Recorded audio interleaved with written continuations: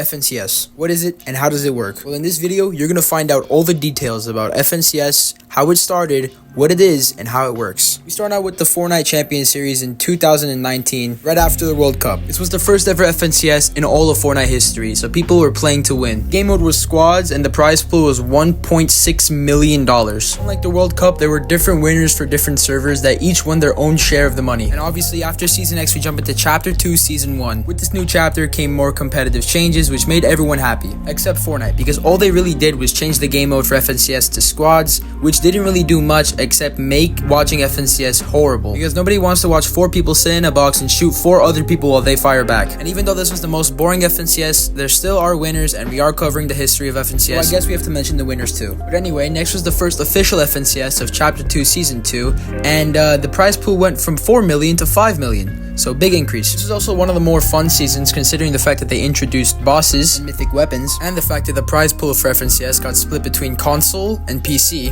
And on top of this all, Fortnite decided to host their first FNCS Invitational, which isn't like the LANs we have today. Instead, this was Fortnite inviting the top FNCS champions and competitive players to play in a custom FNCS, where the winner will receive a big cash prize. And next season, they made FNCS solos again. And if I'm being real, no one cared about this season or the FNCS, so we're gonna hop straight into Season 4, Chapter 2, FNCS in 2020. Now, this is one of the better known seasons because of Mongrel and his famous song clip. And on top of all of this, there were mythic weapons that were absolutely broken this season, like Iron Man's Unibeam and Wolverine's claws that regenerate your health over time. But that's enough for this season. Let's move on to Chapter 2, Season 5. A lot of people were happy with this season, especially because they announced that Tilted Towers would be returning to the game. And even though there were some bugs in the beginning regarding the sand and the crystals, players were upset to hear that no matter how good you did in the semis, you wouldn't get a single dime. But somehow they made it up by announcing a mid and end of year prize competition, kind of similar to the LANs we have today. And I don't know too much about it, but I guess as practice they released these FNCS All-Star Showdown creative maps, which basically was a little competition and warm-up for all the pros. And this was made way before UAFN, so the fact that pros were playing it and enjoying it was actually pretty cool. But on top of the fact that they have the creative map and FNCS happening, they also introduced reboot rounds. Basically, it's FNCS, but you only have one chance. If you win, you qualify. If you lose, you don't qualify at all. Honestly, I'm not too fond of the idea, and other people agree with me, so yeah, we're gonna just move on. And honestly, every single FNCS after this is pretty boring, so I'm just gonna show the winners and introduce Chapter 3. In this whole chapter, there's only 3 FNCSs and 1 invitational, and everything was good until it wasn't.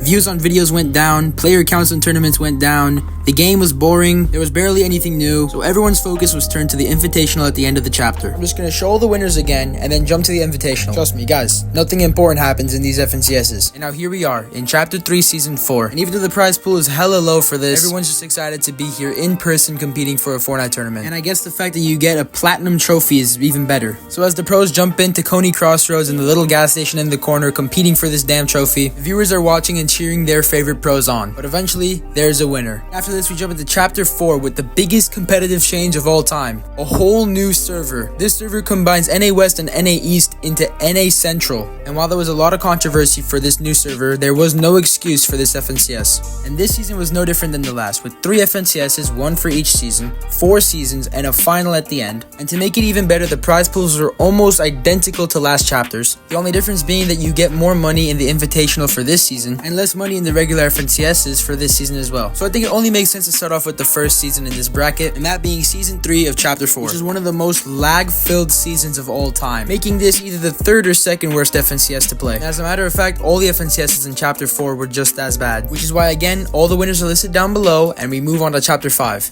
Now, as of right now, there are only 2 winners in FNCS this season. In Season 1, the winners were Acorn and Cold, and in Season 2, the winners were Polo and Peterbot. Now, something I really want to talk about before we end the video is how Peterbot won FNCS. Peterbot has been accused for cheating and hacking forever, ever since Chapter 3.